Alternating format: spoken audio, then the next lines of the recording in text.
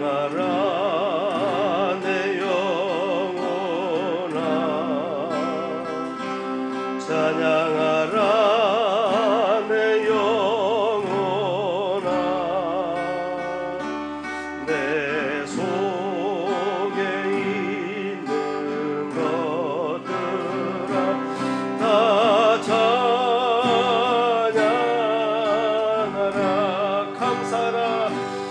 감사하라 내 영혼아 감사하라 내 영혼아 나 주의 믿음 갖고 올려걸어도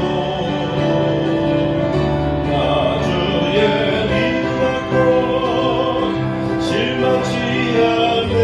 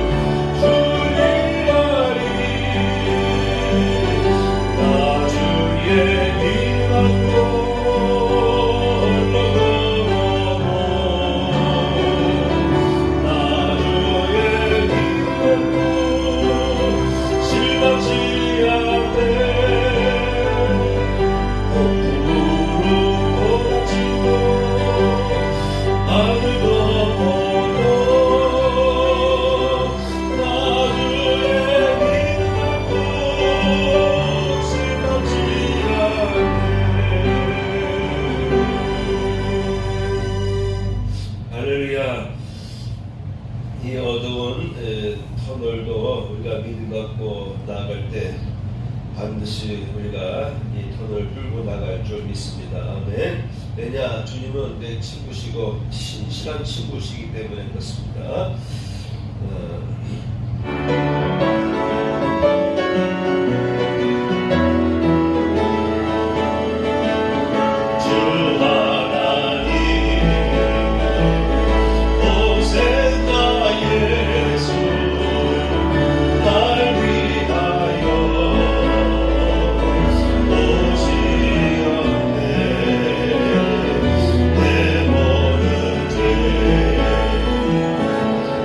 아사하시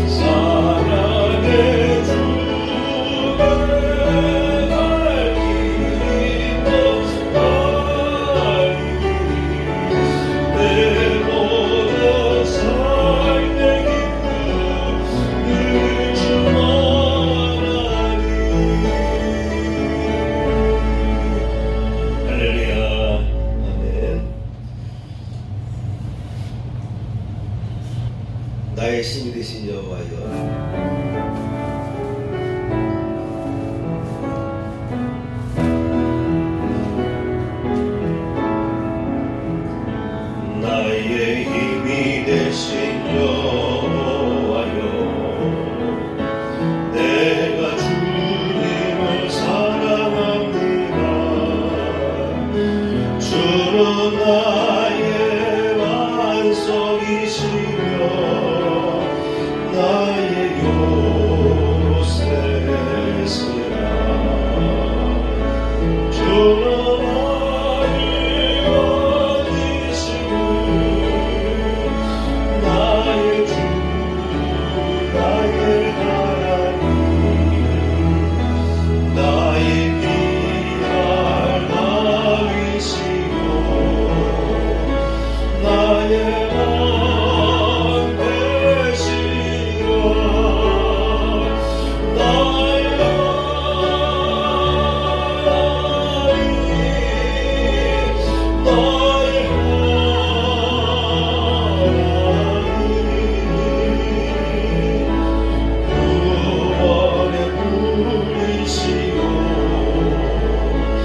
나의 산성이다.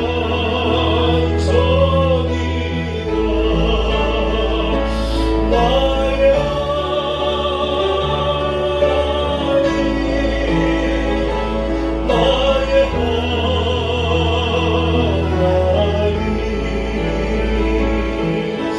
그는 나의 여호와, 나의 요새, 주 나의 하나님, 나의 하나님, 나의 하나님.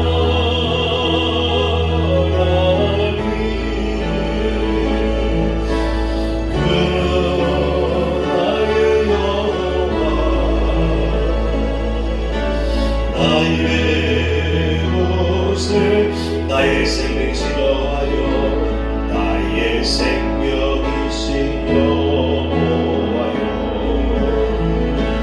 내가 주님을 찬양합니다.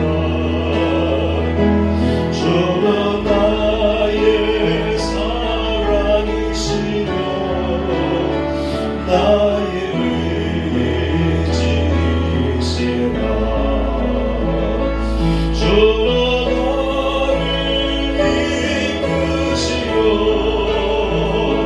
주의 인도하시고 나의 생애 목자 되시니 내가 따르리라.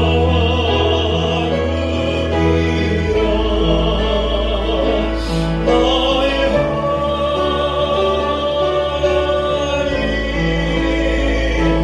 나의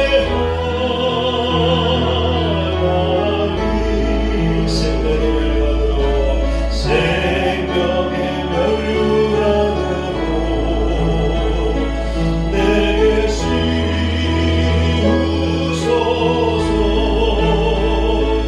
나의 하나님, 나의 하나님.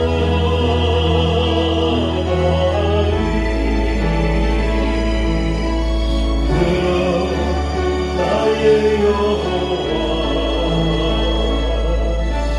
나의 요새주.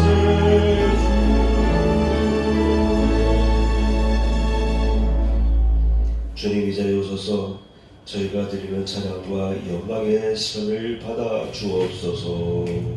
아멘. 다 같이 일어서서 28장 부르겠습니다.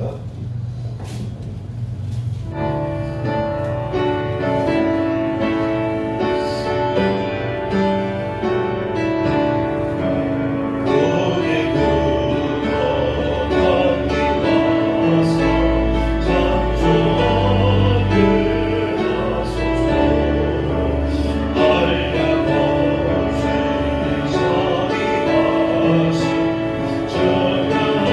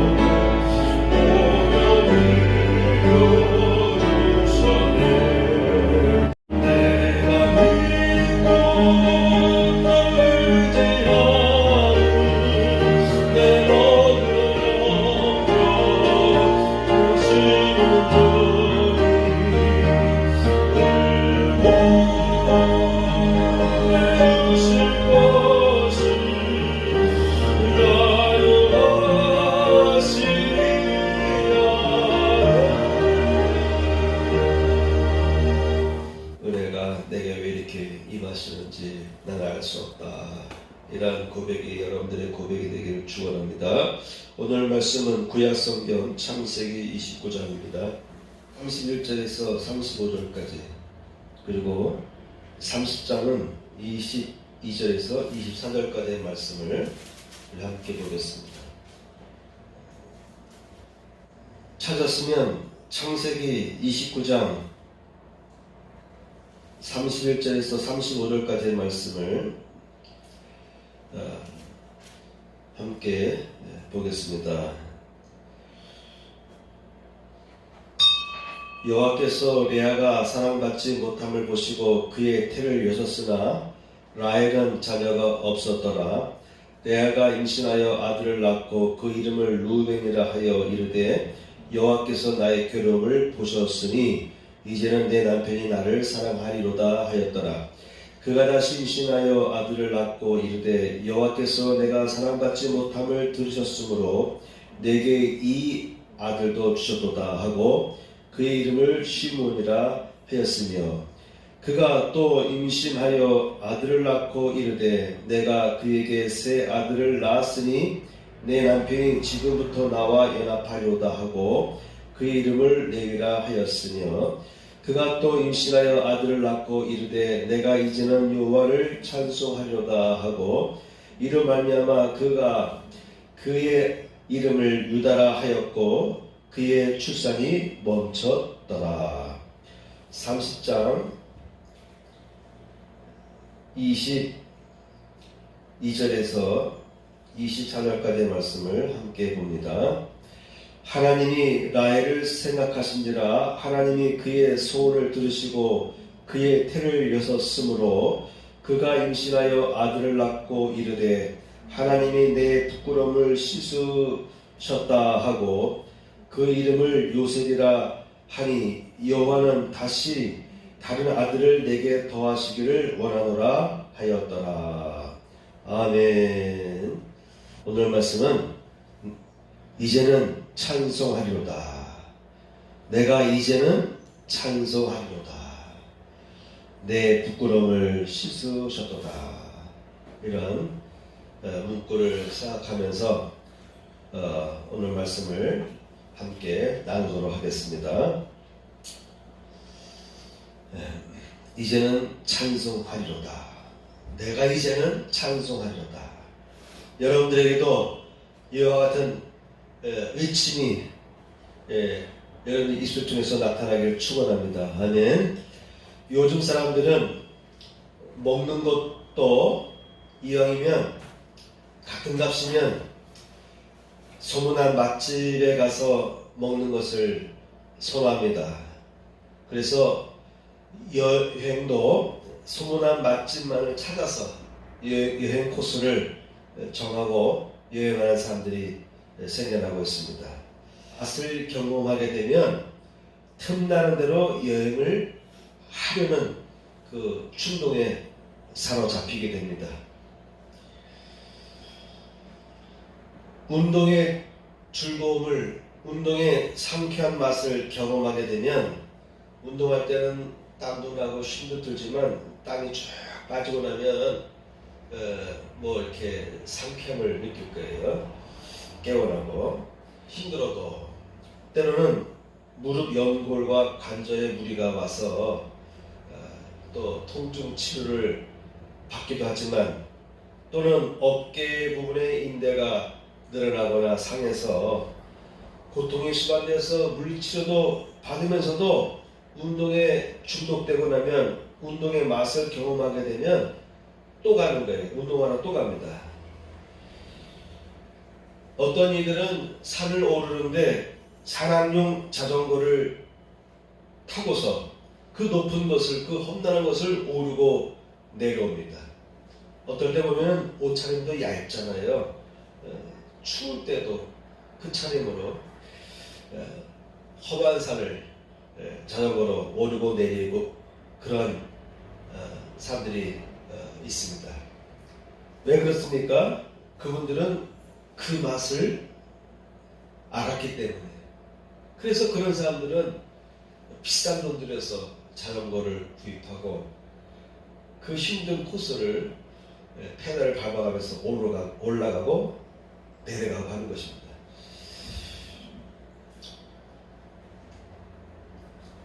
여러분, 기독교와 양립할 수 없는 주의가 있는데 공산주의죠. 이 공산주의 체제에서는 종교는 악편이다 라고 하면서 기독교를 혐오하고 탄압하였습니다.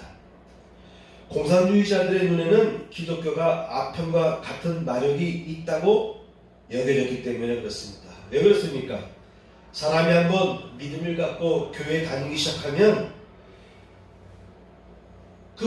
그 사람이 신앙의 맛을 체험하게 되면 평생토록 어떤 핍박을 받는 한이 있더라도 그리스도인으로서 교회 중심의 사람이 되기 때문에, 그렇기 때문에 한번 신앙의 맛을 본 사람은 무서운 것입니다.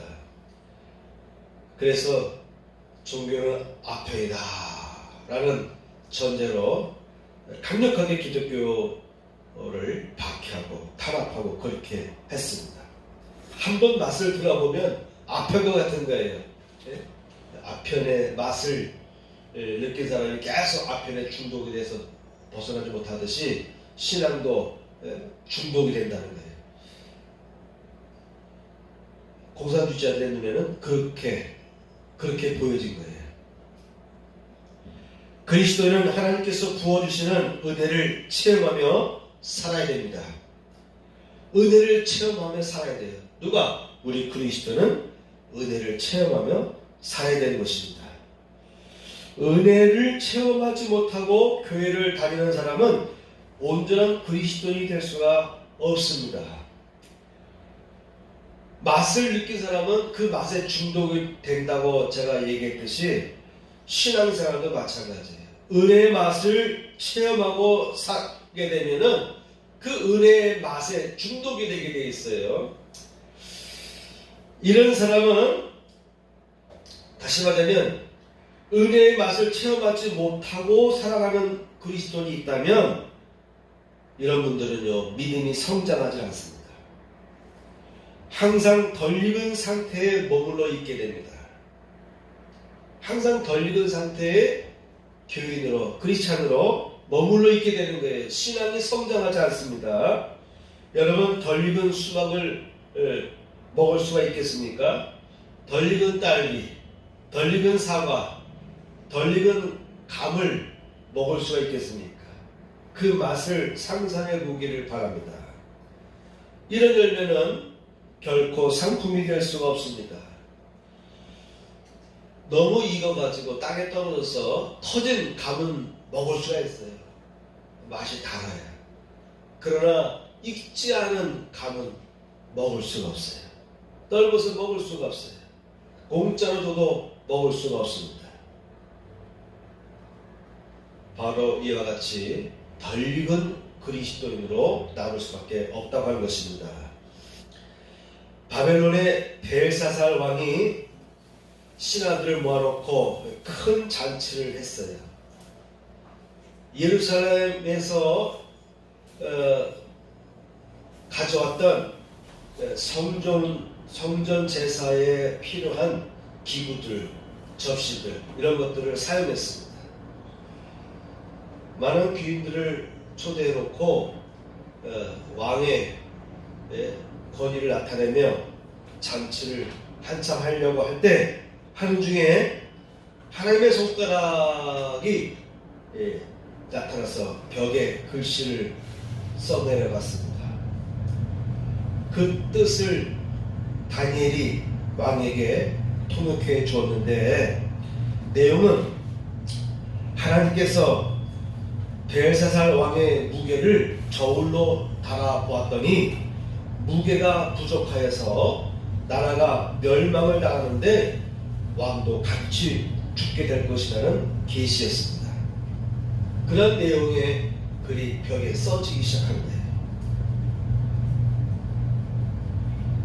예수님께서는요, 쭉정이가 되면 밖에 버려지고 불에 태워질 것이라고 경고하시면서 알곡 신자가 되어야 함을 여러 번 말씀하셨습니다. 알차게 있고 풍성한 열매를 맺는 그리스도인이 되어야 함을 강조하신 것이죠.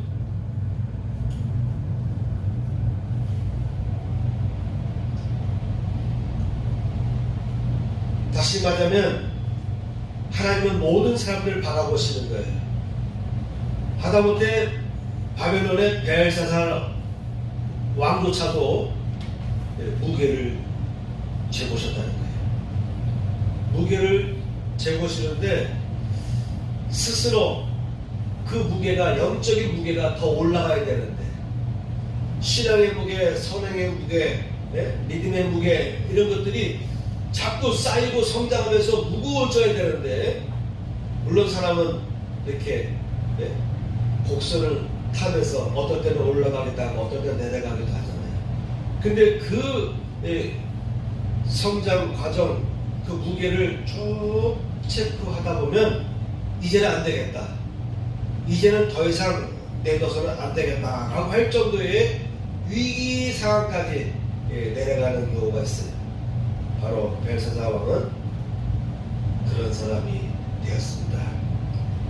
예수님께서도 알곡이 되어야 된다, 알곡이 되지 못하면 거두어서 밖에 버린다, 아궁이에 던져 사느니라, 이렇게 말씀했어요.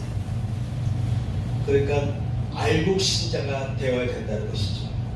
알곡 신자, 영적인 무게, 하나님께서 원하시는 기준치가 있는 거예요. 그 기준치 밑으로 내려가면 안 된다는 것입니다. 열매를 맺는 성도는요, 하나님으로부터 은혜의 빛을 지속적으로 충분히 공급받게 됩니다. 열매를 맺는 성도들을 이렇게 보면은, 그런 사람들은 항상 하나님으로부터 은혜의 빛을 지속적으로 받고 있는 것을 우리가 알 수 있게 돼요. 또한 하나님께서는요, 이른 비와 늦은 비를 시절에 따라서 알맞게 내려주십니다. 이른 비와 늦은 비가 알맞게 내려지고 있는 것을 보게 됩니다. 예수님을 통해서 충분한 영양분을 공급받게 됩니다. 예수님을 통해서 말씀으로 영양분을 공급받게 되는 것이에요. 결국 잘 익은 열매는 하나님으로부터 더욱 사랑을 받게 됩니다. 이른 비와 늦은 비로 열매를 잘 자라게 하십니다. 예수님을 통해서 영양분이 가지를 통해서 열매에 영양분이 잘 들어가니까 열매들이 이렇게 알차게 풍성하게 결실을 얻게 돼요.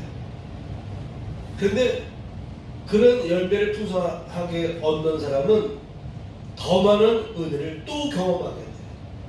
은혜도 맛을 본 사람이 은혜를 자꾸 체험하게 됩니다.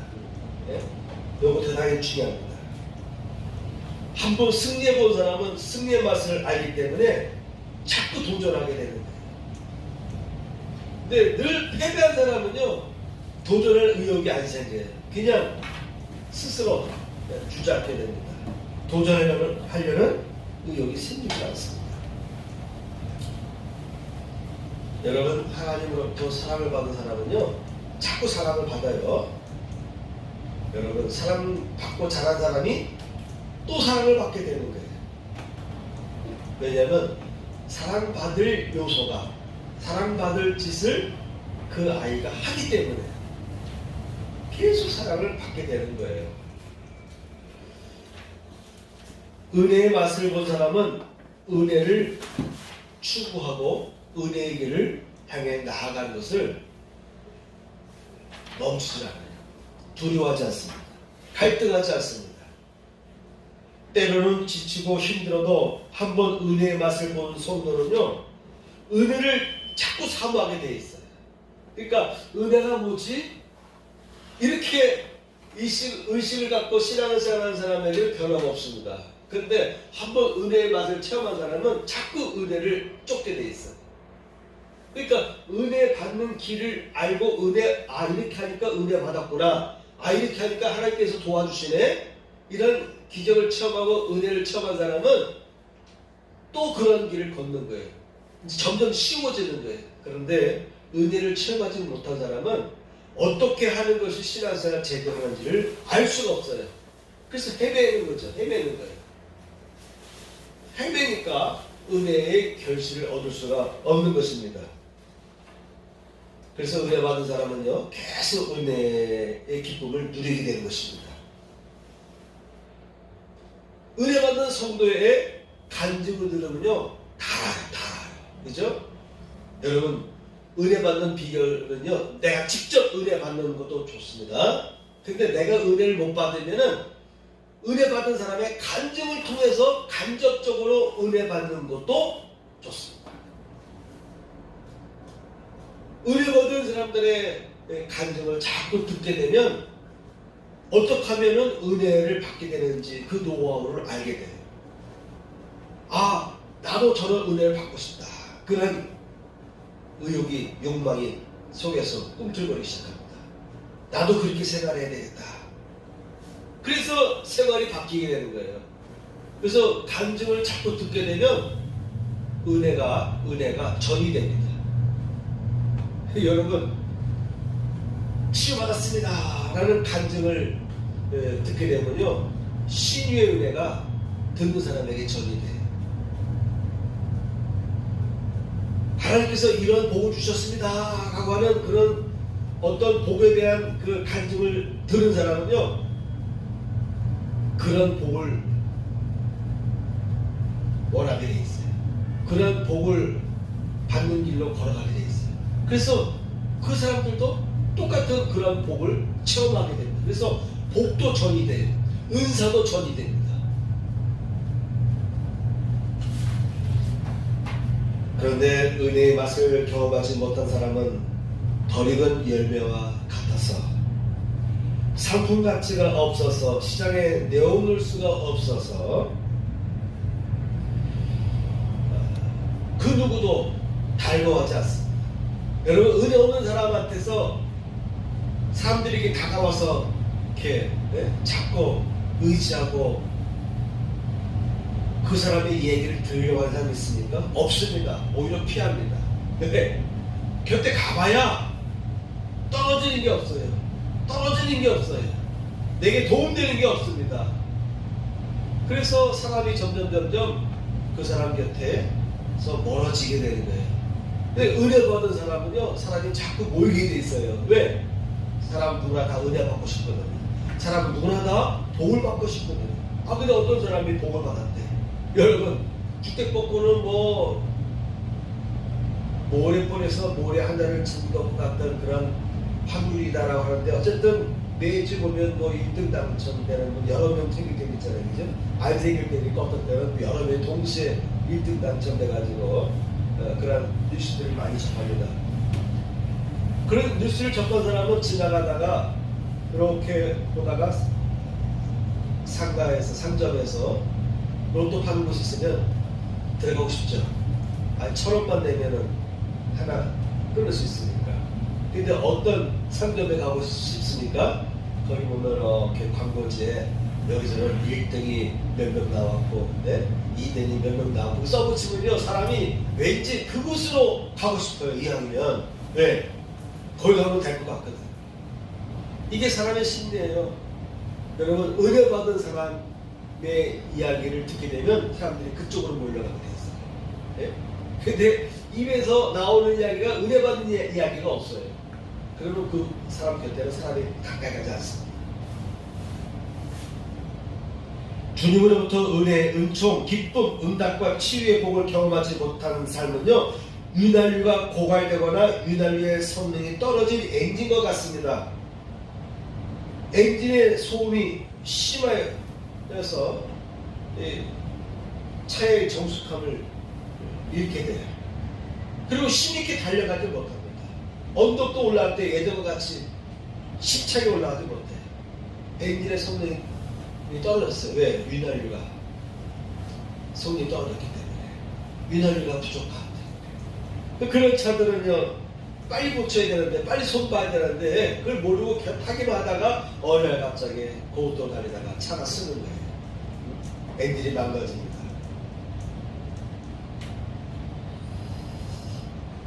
그러나 은혜 받은 성도들의 간증을 자꾸 듣게 되면요, 닿아요.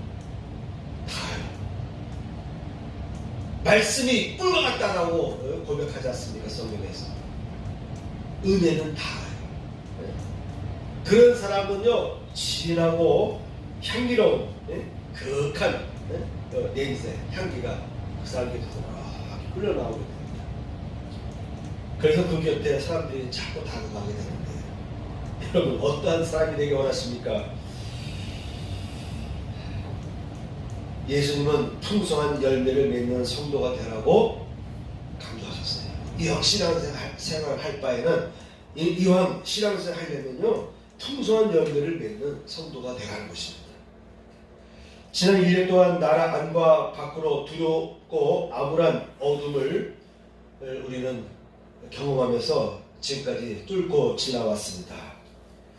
이 와중에도 이왕이면 올해에도 하나님의 강력한 손길, 하나님의 강력한 오른팔로 여러분을 붙잡아주는 그런 은혜가 여러분에게 이어지기 바랍니다. 그 소원하면서 살아가시기를 축복합니다. 아멘. 오늘 말씀해 보게 되면 창세기 29장과 30장에서 두 여인에 대한, 은혜 받은 두 여인에 대한 기록이 남아 있습니다. 기록되어 있습니다. 야곱이 결혼했는데, 야곱은 원래는 그 삼촌 집에 가서 20년 동안 살았잖아요. 근데 사실 20년 동안 있게 된 그 이유는 삼촌의 둘째 딸을 사랑하게 된 거예요. 그래서 둘째 딸과 결혼하고 싶었는데 삼촌이 그 딸을 주지 않아요. 그래서 7년 동안 섬기겠습니다. 그래서 7년 동안 노동을 해가면서 삼촌을 섬겼어요. 그래서 결혼을 했는데 막상 결혼식에 들어가서 결혼을 하고 방에 들어갔는데 사람이 바뀐 거예요. 그 언니 레아라는 여인이 신부로 들어와 있는 거예요. 속은 거예요. 그래서 삼촌에게 따집니다. 그래서 다시 7년을 더 일할 테니 그때 둘째 딸 주시오, 이렇게 합의를 봤어요. 그래서 14년을 머물렀어요. 그리고 다시 고국으로 떠나야 되는데 내 재산이 있어야 될 거 아니겠습니까? 14년 동안 두 명의 부인을 얻는 대가로 살았기 때문에 이제 자기 소유가 없어요. 그래서 또 7년을 또 살아요. 알룩지고 얼룩진 그런 새끼들만 내 것이 되고, 정상적으로 나온 진생 새끼는 삼촌의 것이 되겠습니다. 이렇게 불리한 약정을 했어요. 그렇게 해서 7년을 또 사는 거예요. 자, 근데 두 여인을 얻었잖아요.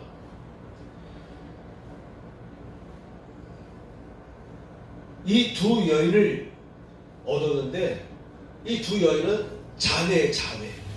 그런데도 여러분 서로 시질투가 이 두 자매 사이에 생겼어요. 근데 언니 레아보다는 동생 라헬이 좀 깜찍하더라고요. 언니에 대한 질투심이 아주 대단했던 것 같아요. 아마도 라헬이 야곱의 눈에는 제일 예뻐 보였던 것 같아요. 그런데 속아서 결혼했으니까 레아에 대해서는 정이 덜 갔겠죠. 그죠? 그래서 자기가 14년 동안 고생해서 얻은 둘째 딸 라헬은 특별히 사랑했습니다. 근데 언니 입장에서 볼 때는 사랑받지 못하는 거예요. 사랑받지 못하니까 마음에 괴로움이 있죠. 근데 이 레아는 아이를 4명이나 낳았습니다.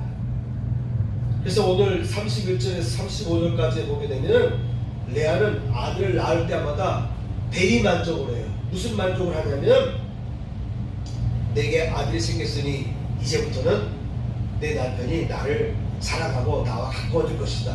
그렇죠? 혈통을 이어받은 아들을 낳았으니까 내가 아들을 낳을 때마다 남편이 나에 대한 관심을 가질 것이고 나에 대한 사랑을 점점 깊게 가질 것이다. 네? 아들을 얻었으니까. 반면에 라헬은 아이를 갖지 못했네요. 어떤 분들은 뭐 현대인들에게 있어서 특히 여성들이 아이를 못 갖는 불임 여인들이 많다는 얘기를 하는데 그런 건 아닌 것 같아. 고대 시대에도 불임하는 여인이 많았어요. 아브라함의 부인도 임신 못했잖아요. 그죠? 야고보의 경우도 보면 2명의 정부인을 얻었지만도 그가 사랑하던 둘째 14년 동안 사랑해서 얻은 이 라헬은 아이를 못 가졌어요. 그러니까 이 라헬이 남편한테 자꾸 성가시게 굽니다. 30장 2절 보니까 야곱이 라헬에게 성을 내어 이르되 그대를 임신하지 못하게 하시는 이는 하나님이시니 내가 하나님을 대신하겠느냐. 이렇게 야곱이 짜증스러운 답을 했는데 왜 그러느냐면 라헬이 자기가 야곱에게서 아들을 낳지 못함을 보고 그의 언니를 시기하여 야곱에게 이르되 내게 자식을 낳게 하라. 그렇지 아니하면 내가 죽겠노라. 아이를 낳지 못하는 원인은 당신에게 있는 거 아니냐. 뭐 이렇게 하고 자꾸 힘들게 하니까 야곱이 내가 못하게 하는 게 아니라 하나님께서 못하게 한 거다. 왜냐? 너의 누이와 내 관계를 맺었는데 아이를 갖지 않느냐. 그러니까 나에게 문제가 있는 게 아니고 당신에게 문제가 있는 거야. 이 얘기를 직설적으로 말 못하고 둘러서 하나님이 못하게 하시는 것이지 왜 나를 못 살게 했느냐 이렇게 답을 해줬어요. 그랬더니 이 라헬이 나에게 문제가 있구나 라는 것을 인정하고 자기의 하인 여종을 빌하라는 여종이 있는데 남편에게 줍니다. 그러면 내 하인하고 결혼하셔. 그러니까 종으로 준 게 아니에요. 자기 여종을 남편의 아내로 주는 거예요. 그래서 2명의 아들을 낳습니다. 참 신이라는 게 대단한 거예요. 그렇게 사랑만 받고 자랐는데 아이가 없다는 거에 대한 그 약점을 극복하지 못했어요. 그래서 자기의 여종을 대신 남편에게 아내로 줍니다. 이 언니는 그래도 여러분 항상 보면 장자나 장녀들은 다른 동생들과 틀린 것 같아. 인품을 보면 자기 동생을 이렇게 시겠다는 말을 안 나와요. 물론 시긴 했죠, 그죠? 사랑 못 받으니까 시긴 했는데 그래도 문구 상에는 시기 받았다는 문구가 빠져 있어요. 언니다 보니까 많이 참은 것 같아요. 속은 막 시기가 막 불붙는데 그걸 입 밖으로 내뱉지 못해. 근데 이 라헬은 동생이다 보니까 마음속에서 막 시기심이 생기면 즉시 막 입으로 내뱉었던 것 같아요. 그래서 라헬은 시기하여 30장 8절에도 보면은 라헬이 이르되 내가 언니와 크게 경쟁하여 이겼다 하고 그 여종이 아이를 얻었을 때 이 라헬이 뭐라고 얘기했냐면 내가 언니와 크게 경쟁하여 이겼다고 그의 이름을 납달리라 하였다. 그러니까 아이를 낳더라도 이렇게 시기심이 있다고 하는 것이 언어적으로 표현돼요.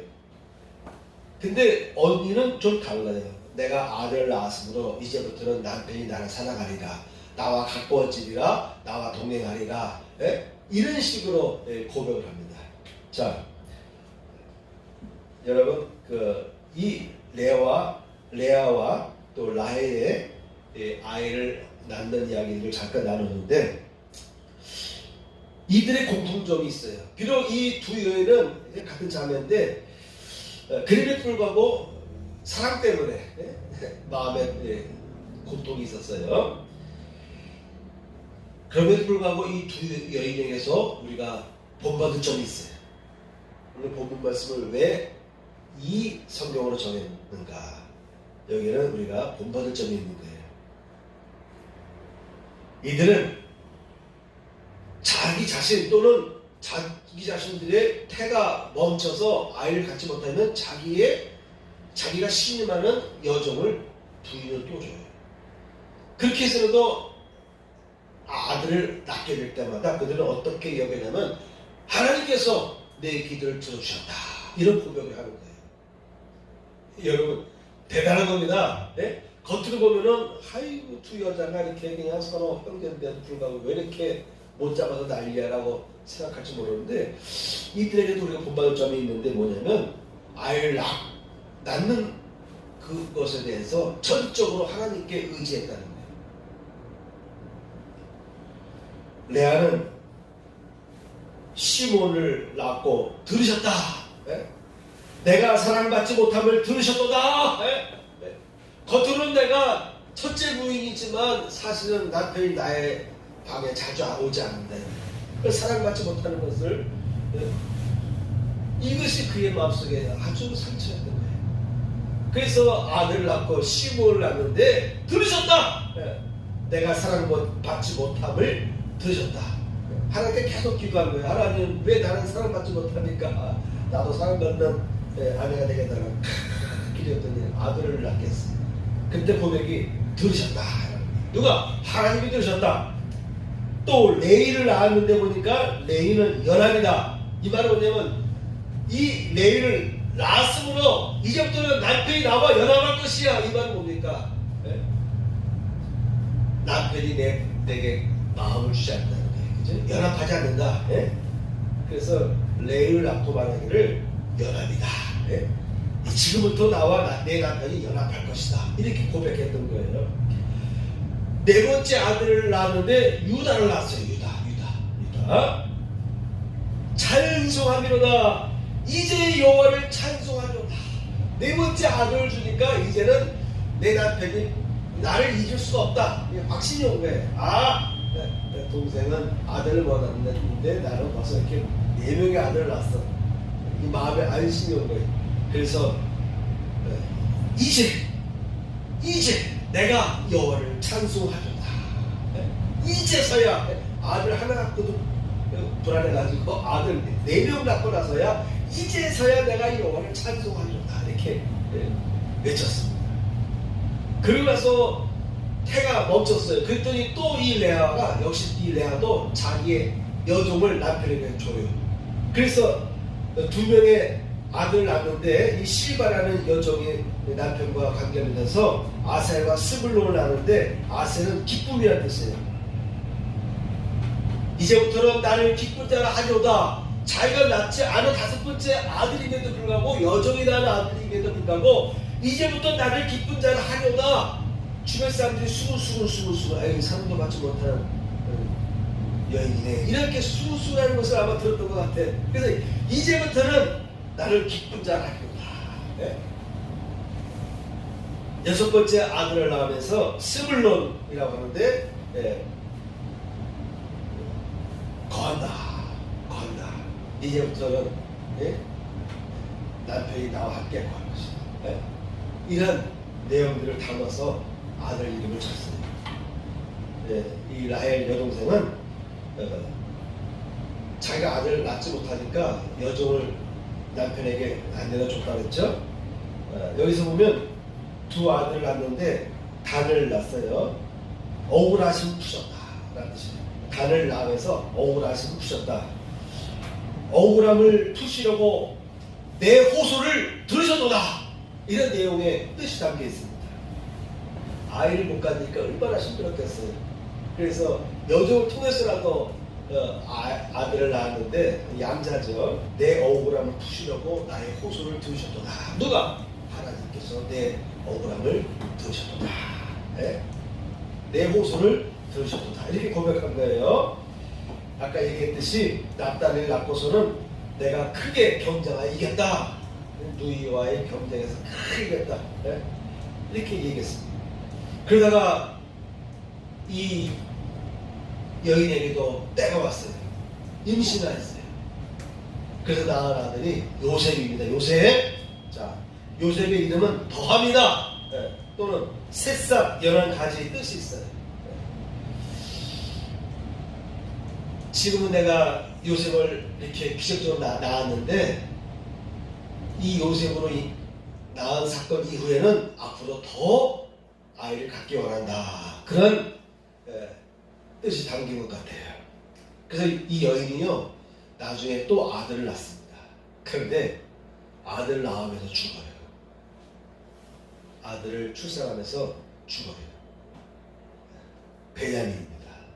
이스라엘의 12번째 아들, 마지막 12번째 아들 베냐민을 그것도 이스라엘 땅에 돌아와서 정착지를 이렇게 옮겨 다니는 과정 중에 출산하면서 산모가 죽어요. 이 라헬은 어떻게 보면은 좀 불행한 것 같아요. 사랑을 많이 받았는데 아이를 낳지 못한 것 때문에 불행했고, 근데 막판에 요셉을 낳았는데 아주 여러분 요셉 아시죠? 이집트에서 이집트를 살리고 이스라엘과 근동적인 많은 사람들을 기근에서 살아나게 하도록 하는 귀하게 쓰임받았던 총리가 됐던 요셉 아시죠? 바로 요셉이 이 라헬의 첫 번째 아들이었어요. 두 번째 아들 베냐민을 통해서 어떤 일이 벌어집니까? 사울 왕이 베냐민 출신이에요. 그리고 첫째 부인인 레아의 네 번째 아들 유다를 낳았잖아요. 그렇죠? 이제부터 여호와를 찬송하려다 했어요. 이제 됐다. 그 유다를 통해서 다윗이 나옵니다. 이스라엘 역대 왕들이 바로 이 유다를 통해서 이어지게 되고 예수님의 아버지도 유다 족속입니다. 이 두 여인의 공통적인 점은 사랑 싸움은 좀 이렇게 좀 지저분해 보이는데 그럼에도 불구하고 문제의 해답을 어디서 찾았냐면은 하나님께 뒀다는 거예요. 하나님만이 이 문제를 해결할 수 있다라고 고백한 거예요. 자, 두 번째, 응답받은 것을 찬양하며 널리 전하였다. 사람은요 위기를 벗어나게 되면은요 위기 때와 위기를 벗어날 때가 달라요. 화장실 들어갈 때와 나올 때가 다르다면서요. 사람도 위기를 벗어나게 될 때와 위기 속에 있을 때의 그 자세가 틀립니다. 위기를 벗어나고 나면요 간절했던 자신이 그 힘들고 어려웠던 옛 모습을 감추려는 유혹에 빠지게 돼요. 과거에 우리가 가난했고, 과거에 내가 못 배웠고, 과거에 내가 이렇게 상처를 받았다고 하는 것들을 감추려고 해요. 이제는 이제 모든 것이 다 여유 있게 됐고, 돈도 있고, 권위도 있고, 모든 것이 다 안정됐어요. 옛날에 내가 못 살았다는 이야기를 감추고 싶어요. 그냥 명품으로, 그냥 귀한 옷으로 다 치장하고, 남들이 우러러보고, 사모님하고, 사장님하고 이렇게 우러러보는데, 나 옛날에 이렇게 지저분한 동네 살았고, 이렇게 내가 멸시당했고, 이런 얘기를 하고 싶지 않은 사람들이 있어요. 그걸 다 가립니다. 가려버려요. 그런 사람이 있고, 내가 옛날에 이렇게 어려웠었어. 내가 이렇게 무시당하며 힘들 때가 있었어. 라고 얘기하는 사람들도 있습니다. 두 손모아 예수님께 간절히 기도하던 겸손하던 마음은 사라지고 내가 노력해서 이만큼 여기까지 왔다는 그런 교만한 생각에 사로잡히기 쉽습니다. 사람은 이렇게 두 가지 형태로 나눠지게 돼요. 성공하고 나서도 자꾸 곡식이 익으니까 고개를 숙이는 사람이 있고요. 뻑뻑해진 사람이 있습니다. 일심을 잊어버린 사람이 있어요. 예수님께 손을 모아 기도하다가도 어느 날 보면 그 은혜를 다 잊어버려요. 그런 사람이 있습니다. 여러분 미생물학이라든가 아니 의학을 또는 수학, 과학, 우주 천체학을 공부할수록 이 세상이라는 것은 생명이라고 하는 것은 우연이 아닌 철저한 체계와 철저한 그 완전한 질서 가운데서 운영되고 있다는 것을 경험하게 돼요. 그래서 하나님 앞에 무릎을 더욱 꿇게 되는 것입니다. 진심으로 꿇게 되는 거예요. 하나님의 놀라운 신비 앞에 이 경이로움 앞에 무릎을 꿇게 되는 것입니다. 그런데 또 어떤 사람은 하나님 없다 이렇게 말하는 사람이 또 생기는 거예요. 역설적인 거예요. 그렇죠? 여러분 과학을 많이 배울수록 현미경으로 생명체들을 우리 세포 하나하나의 그 기능들을 이렇게 분석하고 연구하면은 너무나도 기가 막힌 그 신비가 있어요. 우연이라는 게 없는 게 철저한 계획과 설계에서 세포 하나하나도 작동되고 있는 그 앞에서 놀라운 하나님의 창조의 경이로움을 고백하는 사람이 있는가 하면 하나님 없네 라고 말하는 사람이 있습니다. 참 역설적인 거예요. 여러분, 반려견 강아지 개들을 볼 때 나는 가끔 놀라운 하나님의 손길을 경험하게 돼요. 왜냐하면 강아지들은 주인만 바라봐요. 그죠? 몇 시간 만에 돌아온 주인인데도 불구하고 그냥 꼬리를 치고 앞발을 들고 주인을 환영하고 또 사랑해달라고 머리 쓰다듬어 달라고 그렇게 막 끈끈하면서 매달립니다. 걔는 오로지 주인의 사랑만을 받기 원합니다. 자신의 주인만을 기다리고 그조차 그 기다리다가 문 두드리는 소리에 최고의 만족을 느껴요. 그래서 꼬리를 흔들고 그냥 주인 향해서 기뻐하는 환영을 하게 됩니다. 자신을 돌봐주는 주인을 강아지들은요 배반하지 않습니다. 그런데 사람은요 하나님을 배반할 때가 많아요. 하나님을 무시하고 하나님의 음성을 의도적으로 거부할 때가 많이 있습니다. 그래서 가끔 우리 이런 말 합니다. 짐승만도 못한 사람이다. 또는 개보다 못한 사람이다 라는 이야기를 듣기도 하고 합니다.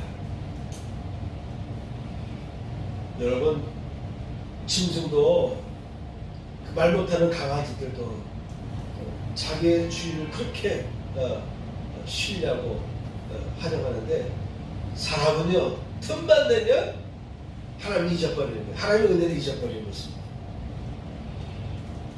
이 두 여인에게서 공통적으로 배울 것이 있는 것은 고통의 해결이 하나님께 있다.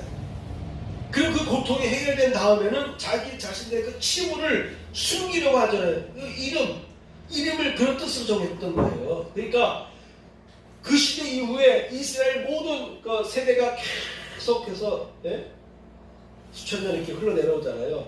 그 이름의 뜻을 보니까 그런 내용이에요. 그러니까 이 두 여인들의 자신들의 아픔의 이야기들을 선포했어요. 그 이야기들을 감추고 싶지 않는 거예요. 과거에 아이를 낳지 못하던 여인이라는 과거에 사랑받지 못하던 첫째 부인이라는 그러한 약점을 숨기고 싶지 않은 거예요. 그대로 인정하는 거예요. 그대로. 여러분, 은혜 받은 사람은요 그 받은 은혜를 계속 간직할 필요가 있어요. 과거에 나의 연약했던 모습을 숨기지 말아야 됩니다. 인정해야 됩니다. 그래야 은혜가 계속 내게, 과거의 은혜가 지금도 계속 내게 은혜로 다가오게 되는 거예요. 자, 세 번째입니다. 주 안에서 널리 자랑하라 라는 것입니다. 주 안에서 어떻게 하라고요? 널리 자랑하라. 여러분, 사도 바울은 고린도서에서 여러 번 얘기하는데 자랑하지 말라는 얘기를 많이 한 적이 있어요. 자랑하지 말아라. 근데 그 뜻을 잘 봐야 됩니다. 주 안에서 자랑하라는 거예요. 인간적인 것으로 자랑하려고 하지 말고 하나님의 은혜를 자랑하라 하셨습니다. 이사야서 61장 6절 말씀 보면은 오직 너희는 여호와의 제사장이라 일컬음을 받을 것이라. 사람들이 너를 우리 하나님의 봉사자를 할 것이며 하나님이 이방 나라들의 재물을 먹으며 그들의 영광을 얻어 자랑할 것이라. 너희가 이방 나라들의 재물을 먹으며 그들의 영광을 얻어 자랑할 것이라. 여러분, 신앙생활 하다 보면 자랑할 것들이 생기는 거예요. 아멘. 예레미야 9장 24절 말씀 보면은 자랑하는 자는 이것으로 자랑할지니 곧 명찰하여 나를 아는 것과 나 여호와는 사랑과 정의를 땅에 행하는 자인 줄 깨닫는 것이라. 나는 이 일을 기뻐하노라. 여호와의 말씀이니라. 자랑하는 사람은 이곳으로 자랑하라. 곧 명찰하여 나를 아는 것과 하나님을 아는 것을 자랑하래. 아, 나 크리스찬이야. 난 신앙인이여, 이걸 자랑하라는 것입니다. 나 여호와는 사랑과 정의를 땅에 행하는 자의 줄 깨닫는 것이다. 하나님은 사랑의 하나님이시고 하나님은 정의를 행하시는 하나님인 것을 깨닫는 것을 자랑하라. 이거예요. 사도 바울은 나는 날마다 죽는 것을 자랑한다 그랬어요. 나는 나를 위하여 약한 것들 외에는 자랑하지 아니하리라 했어요. 오히려 연약한 것들을 자랑한대요. 여러분, 은혜는 약할 때 강해짐이라, 이런 사도 바울이 말씀 있죠. 내가 부득불 자랑할진대 나의 약한 것을 자랑하리라. 생명의 말씀을 밝혀 나의 다른 질도 헛되지 아니하고 수고도 헛되지 아니하므로 그리스도의 날에 나로 자랑할 것이 있게 하려 하리라. 주님을 위해서 열심히 선교하고 열심히 헌신했어요. 그래서 주님의 날에 나로 자랑할 것이 있게 하리라. 그러니까 사도 바울도 이렇게 자랑할 필요가 있다고 얘기한 거예요. 자, 마지막 네 번째입니다. 마지막 네 번째인데요. 죽어있는 마지막 네 번째를 읽고 마치겠습니다. 시작. 듣고 본 대로 본받아 행하면 복을 받는다. 간증을 들은 대로요, 살면 돼요. 여러분, 간증을 들으면 영이 살아납니다. 아멘. 영이 반면에 시험되는 사람이 있어요. 간증을 듣고 영이 확 살아나는 사람이 있어요. 나도 그렇게 돼야겠다. 야, 하는 사람이 있으네. 나도 기도하면 될까? 나도 한번 그렇게 해볼까? 그렇게 영이 살아나는 사람이 있고요. 반면에 영이 시험되는 사람이 있어요. 병드는 사람이 있습니다. 여러분, 어떤 사람이 되기 원하십니까? 듣고 본 대로 본받아서 행하면 복을 받는다. 어떤 사람에 대한 간증이든 들은 대로 나도 그렇게 살려고 하는 자세가 있게 되면 똑같이 그 복이 전이 되는 거예요. 은혜가 전이 됩니다. 겸손하고 지혜로운 사람은요, 뛰어난 능력과 노하우로 성공한 사람들로부터 듣고 전해 들은 바를 그대로 적용해서 똑같은 결과물을 얻게 됩니다. 그렇죠. 은혜도 넘치는 은혜를 받은 사람들의 간증을 잘 듣고 열망하면 같은 방식으로 또 같이 그런 신앙의 길을 걷게 되면요, 동일한 은혜가 반드시 여러분들에게, 여러분의 가정에 임할 줄 믿습니다. 아멘. 저는 목회하면서 늘 저는 강조한 게 뭡니까? 올해도 하나님의 축복이 임할 것이다. 올해도 하나님께서 예비하신 복이 여러분들에게 임하길 원하며, 올해도 여러분들이 입술 통해서 간증들이 계속해서 울려 퍼지길 원합니다. 저는 늘 이렇게 선포하고 살아왔어요. 지금까지 목회하면서. 그렇죠? 저는 늘 그랬어요. 하다못해 12월달 되더라도 12월 1주, 2주가 지나서 이제 1, 2주밖에 안 남았을 때조차도 제 설교를 잘 들어보시면은 저는 그때도 선포합니다. 남은 기간에도 하나님께서 놀라운 축복을 예비하셔서 여러분에게 복 주시기를 축원합니다. 이걸 믿고 살아갑시다. 이 얘기를 늘 저는 선포했죠. 여러분들에게서도요, 올 2021년도에 좋은 이야기들, 하나님께서 이렇게 도우셨습니다.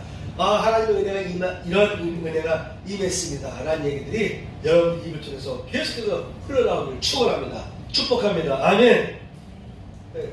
지난주에는 고인유모사님 문자 날라왔어요. 서희가 교원대도 1차 합격하고, 또 며칠 있다 보니까 경희대 가고 싶어요. 그러더니 또 경희대도 합격했어요. 합격 통지서를 사전 이렇게 보내왔더라고요. 1년 재수했는데 수능 보기 일주일 전쯤에 이렇게 모의고사 봤는데 국어 점수가 안 나온다고 목사님 기도 좀 해주세요. 막 걱정하던데 수능 잘 봤나 봐요. 교원대 역사 교육과도 합격하고, 또 이왕이면 경영교대 가고 싶다라고 경영교대도 합격했다는 합격증을 1차 합격, 1차 합격. 또 목요일날 보니까 이 김복은 자매가 이렇게 문자를 쭉 보내왔네. 아마 작년 여름인가 가을쯤에 기도부터 한 적이 있어요. 남편이 어떠한 일로 인해서 지원서를 냈는데 합격했으면 좋겠다면서 기도부터 한다는 이야기를 보내온 적이 있는데, 그 내용 같아. 내가 보니까 학급 연구위원을 뽑는 과정에서 합격해서 1월 1일자를 발령받아서 오늘 첫 월급을 탔습니다 하면서 감사함을 벌여왔더라고요. 미술교육부군 미술교육부 연구위원회에서 좋은 이야기들이에요. 좋은 이야기들입니다. 우리 이상현 집사도 1월달에 이어서 2월달에도 벌써 이미 또 많은 회원들 붙여 주신다고 하는 그런 얘기를 카톡을 통해서 가족들에게 전해왔어요. 여러분들에게도요 올해 많은 좋은 이야기들이 여러분들의 입술 통해서 저한테 들려지기 바랍니다. 아멘. 그리고 여러분들은 그 좋은 은혜를 체험하게 되면 자꾸 전파하세요. 복된 소식을 자꾸 전파하면 듣는 사람도 전염되는 거예요. 나도 그런 복을 받아야겠다. 우리 집에도 나에게도 우리 자녀에게도 이런 놀라운 일들이 일어나기를 원한다는 거룩한 소망이 생겨날 줄 있습니다. 아멘. 들은 대로 저 사람들은 어떻게 해서 복 받나? 들은 대로 그대로 행동하다 보면요 그런 축복이 임해요. 작년에 제가 검색을 했더니 김칠구라는 이름을 검색을 했어요. 개척교회 목회할 때 지하에서 첫 개척을 할 때 그때 고등학생 하나가 나왔거든. 누나랑 같이. 근데 이 학생이 2년을 꿇었어요. 왜 그러냐 했더니 신장이 안 좋아서 고등학교 극초고등학교 다녔는데 신장이 안 좋아서 1년을 또 다니고 고3이 됐어요. 그래서 예배 시간마다 이렇게 기도하고 그랬는데 그 학생이 연세대 법대를 들어갔어요. 연세대 법대를 들어갔어요.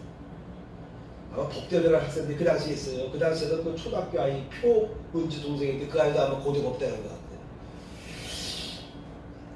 대학교 가서도 편지도 한번 보낸 것 같고 또 보니까 대학생을 하면서 UMF가 그런 단체에 들어갔는데 거기서 나오고 싶어하는 갈등 있는 이야기를 해서 나오라고 했어요. 근데 나오더라고요. 제가 소개한 교회를 근처에 연수대 앞에 있는 창천교회 소개해서 거기 다니라고 했는데 거기서 이제 소식이 끊어졌어요. 끊어졌다가 내가 작년 12월달쯤인가 기도하다가 야 우리나라 이 사법적으로 일하는 사람 중에 제대로 된 크리스찬들이 있어야 되는데 하다가 이 칠구사라는 이름이 떠올라서 이 친구가 판사가 됐나 검사가 됐나 변호사가 됐나 궁금해서 검색했더니 딱 나오더라고요. 신흥 법무법인 대표이사입니다. 그 전화했어요. 보니까 이 친구가 지금 군초고등학교 동무회장인가 봐. 그래서 1년에 한 번씩 자금 전달하는데 그때마다 갈릴리 교회를 찾아보고 싶은 동네가 다 바뀌어가지고 어디든지 못 찾았다고 그런 얘기를 하는 거예요. 그래서 이 코로나가 좀 안정되면 찾아오겠습니다. 나이도 보니까 잉리스와나 비슷한 것 같기도 하고 그때 김보경 그 당시에는 김필순이었는데 그 자매가 고3 일신여고 고3이었는데 그 당시에 급초고등학교 고3으로 있었어요. 근데 이 친구는 2년을 꾸는 거지. 그러니까 나이가 한 50 조금 넘었으려나 물어봤어요. 몸 어떠냐 했더니 목사님은 그때 이후로 아직까지 제가 아프지 않았습니다.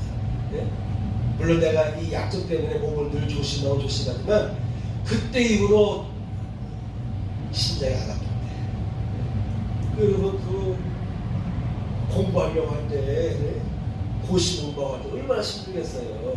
그런데도 그때 이후로 지하에서 같이 신앙사라고 목사님 기도해 주시고 그때 이후로 지금까지 안 아팠습니다. 그런 거예요. 여러분 신앙생활하면서 아픈 것이 낫든지 어떠한 승진을 하든지 사업의 길이 열리든지 어떤 면에 있어서 하나님께서 다양하게 복을 주실 때가 있어요. 여러분들에게서 그런 복들이 계속 이어지기 바랍니다. 다행인 것은 신앙을 포기하지 않았다는 거예요. 그 친구의 마음속에 아직 신앙이 살아있더라고요. 고등학교 때 지하교에서 같이 신앙생활했던 그 받은 은혜가 지금까지 이어지고 그 목사님 감사합니다 소리 타는 거예요. 그때 이후로 제가 아프잖아요. 진짜 찾아뵈야 되는데 올 때마다 동네가 다 바뀌고 갈릴리를 찾아도 없더라고 그런 얘기 하는 거예요. 여러분들 어디 있든지 간에 여러분의 신앙이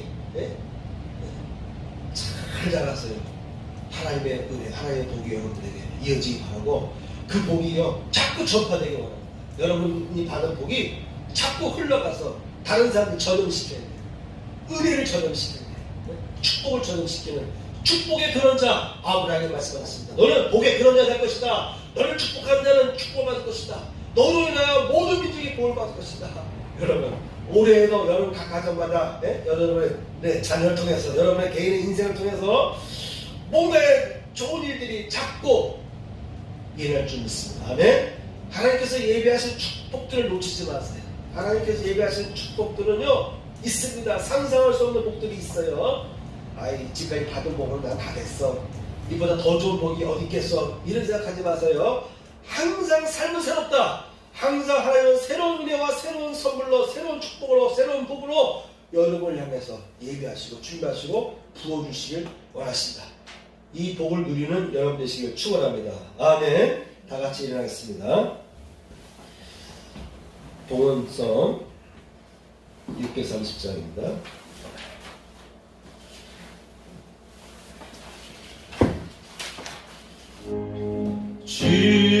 진리와 생명 되신 주 이 몸을 바치옵니다.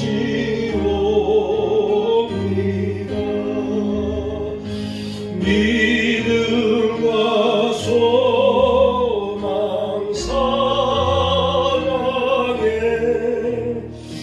마음 내게 하소서.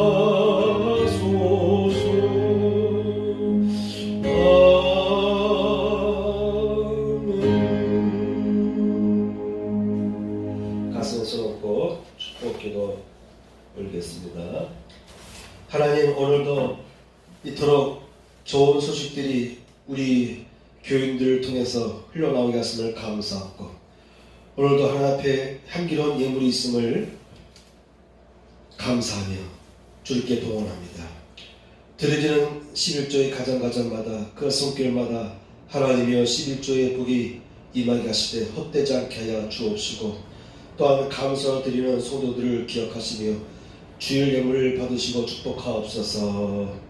또한 이렇게 연구직에 발탁되고 발령받아서 또한 첫 예물을 하나님 앞에 감사를 드리는 귀한 가정이 있습니다. 저들이 비록 멀리 떨어져 있지만 저들 가정에 믿음을 부어주시고 이 놀라운 축복들의 역사가 계속해서 이어지게 하여 주옵소서. 오늘 참석한 우리 모두에도 놀라운 예비된 선물들이 계속 이어지게 하시고 부어지게 하여 주옵소서. 이제는 우리 구주 예수 그리스도의 은혜와 하나님 아버지의 극진하신 사랑과 성령님의 감동감화 역사하시니 이전에 참여한 성도들 위해 함께 하시기를 축원하옵나이다. 아멘.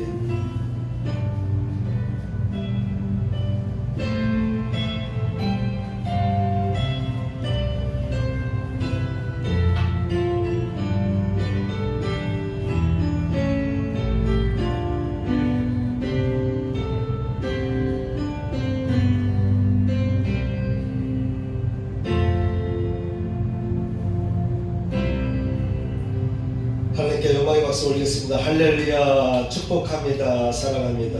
아멘. 반갑습니다.